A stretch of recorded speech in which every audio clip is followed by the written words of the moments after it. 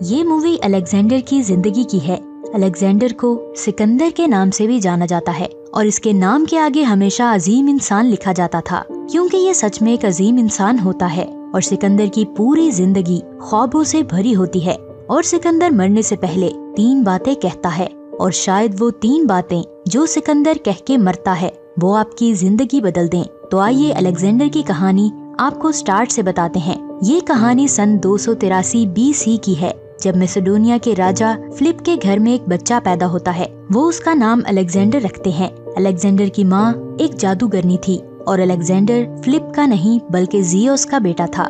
Zeus तूफानों का बादशाह होता है। अलेक्जेंडर के पेरेंट्स आपस में झगड़ते रहते हैं, जिसकी वजह से अलेक्जेंडर की तरबियत पर बहुत बुरा असर होता था। घर में हर वक्त झगड़ा ही रहता, लेकिन अलेक्जेंडर के पास एक ऐसी दोस्त थी जो उसे बहुत ज्यादा सुकून देती थी। उसकी दोस्त का नाम हिफेस्टियन था। अलेक्जेंडर और हिफेस्टियन एक दूसरे से बहुत ज्यादा प्यार करते थे। अलेक्जेंडर अपनी दोस्त की हमेशा तारीफ करता कि ये मेरी सबसे अच्छी और वफादार दोस्त है। अलेक्जेंडर के फादर यूनान से एक टीचर को लेकर आते हैं ताकि वहाँ के बच्चे इल्म हासिल कर सकें। इस टीचर का नाम अरस्तु होता है। अरस्तु ही इन बच्चों को इब्तदाई तालीम देता है। वो बहुत ही अच्छे टीचर होते हैं। यहाँ पर उनके एरिया में एक घोड़े बेचने वाला आता है। उनके पास बहुत घोड़े होते हैं, लेकिन उनमें से एक ऐसा घोड़ा होता है जिसको कोई भी आदमी कंट्रोल नहीं कर सकता। वो बहुत ही खूबसूरत होता है। राजा फिलिप भी उसे कंट्रोल नहीं कर पाते और वो कहते हैं कि इसे ले जाओ, इस पर सवारी नामुमकिन है। इतने में सिकंदर कहता है कि बाबा आप ये घोड़ा मेरे लिए खरीद लें, अभी इसकी उम्र 13 साल ही होती है। फिलिप कहता है अभी तुम बच्चे हो, तुम सवारी नहीं कर सकोगे। अब सिकंदर घोड़े के पास जाता है और घोड़े का मालिक बोलता है कि ये घोड़ा इस बच्चे की जान भी ले सकता है। इतने में सिकंदर उस घोड़े पर सवारी करता है और बहुत दूर तक चला जाता है। और सिकंदर की वापसी पर वहाँ के जितने भी घुड़सवार होते हैं सब के सब हैरान हो जाते हैं। सिकंदर के फादर बहुत खुश होते हैं उसकी कामयाबी पर। अब सिकंदर उस घोड़े का नाम बियोसेप्लस रखता है और सिकंदर उस घोड़े के साथ दोस्ती कर लेता है। ये सिकंदर की बहुत बड़ी कामयाबी होती है,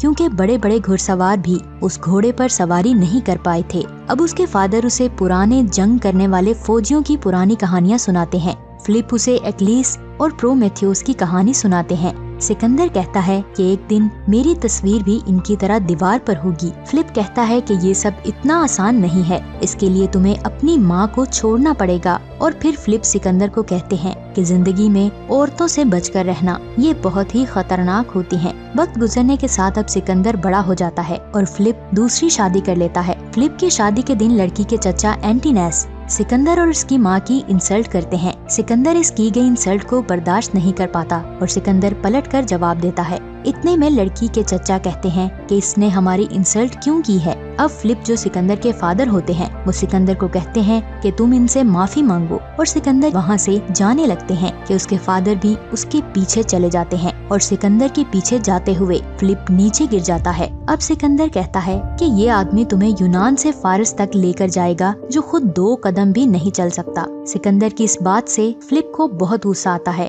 और वो सिकंदर को इस मुल्क से बाहर निकाल देते हैं। इसके बाद फिलिप को कत्ल कर दिया जाता है, लेकिन ये किसी को नहीं पता होता कि फिलिप का कत्ल किसने किया है। अब लोग तरह तरह की बातें बनाना शुरू कर देते हैं। अब कुछ लोग कहते हैं कि फिलिप का कत्ल उसकी पहली बीवी ने करवाया है, लेकिन असल में किसी को नहीं पता होता कि कत्ल किया किसने है। और जब सिकंदर 20 साल का हो जाता है तो उसे मैसेडोनिया का राजा बना दिया जाता है। राजा बनने के बाद सिकंदर अपने आसपास के राजाओं को अपने अंडर कर लेता है और इसके बाद 40,000 फौजियों को लेकर एशियाई इलाकों में चला जाता है और एक एक करके सब राजाओं को अपने अंडर कर लेता है। अब आहिस्ता आहिस्ता मगरबी एशिया और जनूबी मिस्र भी अलेक्जेंडर के कब्जे में आ जाते हैं। फिर इसके बाद सिकंदर की फारस के साथ बेबलून में बहुत बड़ी जंग होती है। अब सिकंदर के पास सिर्फ 40,000 की तादाद में फौज होती है, लेकिन फारिस के पास 2.5 लाख से भी ज्यादा तादाद में फौज होती है। लेकिन सिकंदर फिर भी नहीं डरता, वो सारा प्लान खुद करता है और आखिर में जीत सिकंदर की होती है। अब वहाँ का बादशाह अपनी नाकामी देखते हुए वहाँ से भाग जाता है। अब यहाँ पर सिकंदर कहता है कि जब तक डेरी जिंदा है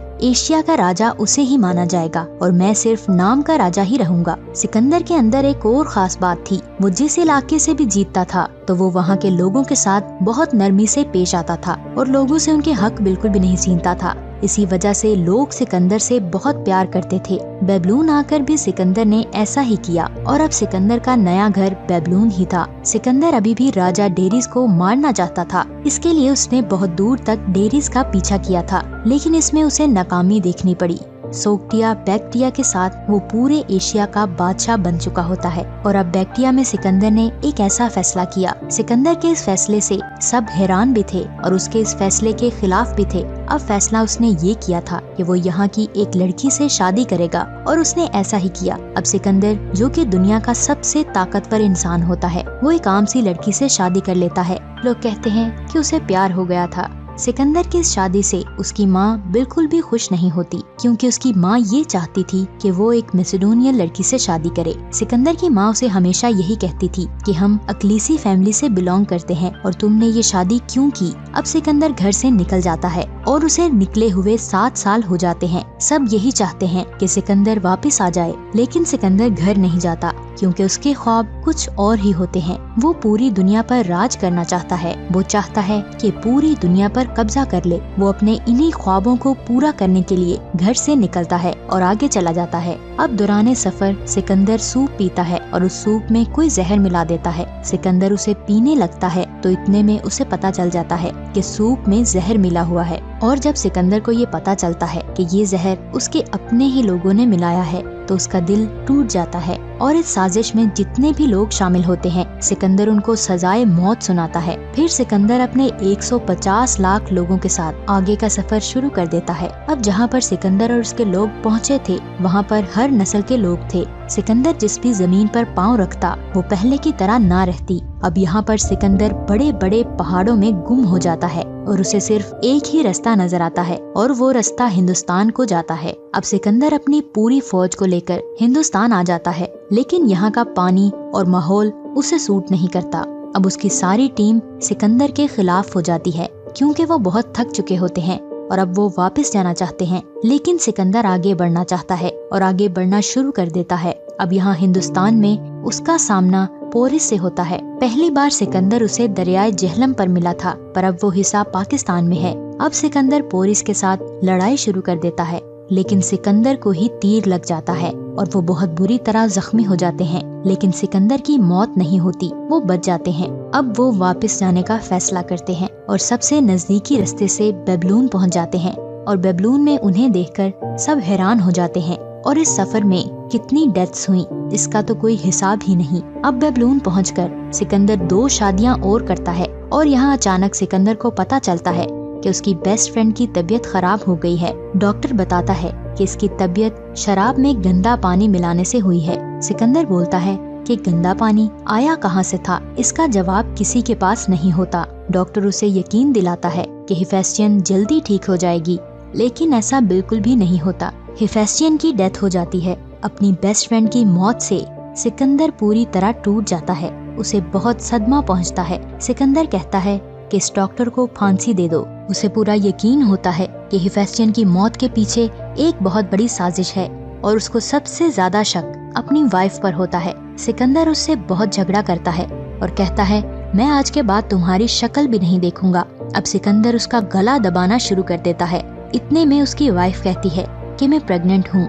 ये सुनकर सिकंदर उसे छोड़कर चला जाता है। फिर सिकंदर की भी 3 माह के बाद मौत हो जाती है, जिस तरह हिफेस्टियन की हुई थी। सिकंदर मरने से पहले अपने वजीर को बोलता है कि मेरे मरने के बाद मेरी 3 ख्वाहिशात को पूरा कर देना। पहली, मेरे ताबूत को कब्र तक हकीम लेकर जाएगा ताकि दुनिया को पता चल सके कि कोई भी डॉक्टर किसी को नहीं बचा सकता। दूसरी, मेरे खजाने में जितनी भी चीजें हैं वो मेरी कब्र के इर्द गिर्द लगा देना ताकि लोगों को पता चल सके कि मैं इस दुनिया से कुछ भी नहीं लेकर गया। और तीसरी, मेरे ताबूत से मेरे हाथों को बाहर निकाल देना ताकि दुनिया को पता चल सके कि मैं खाली हाथ आया था और खाली हाथ ही जा रहा हूँ। ये कहा जाता है कि सिकंदर की मौत किसी बीमारी की वजह से नहीं हुई थी, बल्कि उन्हें जहर दिया गया था। सिकंदर के मरने के बाद उनकी सारी सल्तनत को 4 हिस्सों में तकसीम कर दिया जाता है, जिन पर सिकंदर के खास लोगों ने हुकूमत की। इनमें से एक कैजेंडर था, जो कि सिकंदर का बहुत ही खास आदमी था। उसने 12 साल के अंदर सिकंदर के पूरे खानदान का नामो निशान मिटा दिया। सिकंदर ने अपनी छोटी उम्र में ही बहुत कुछ हासिल कर लिया था। अगर वो चाहता तो मैसेडोनिया में रहकर जिंदगी भर राज कर सकता था, लेकिन सिकंदर के ख्वाब पूरी दुनिया को जीतने के थे और सिकंदर सब कुछ पा लेता है जो उसने सोचा होता है। इसीलिए सिकंदर का नाम रहती दुनिया तक जिंदा रहेगा।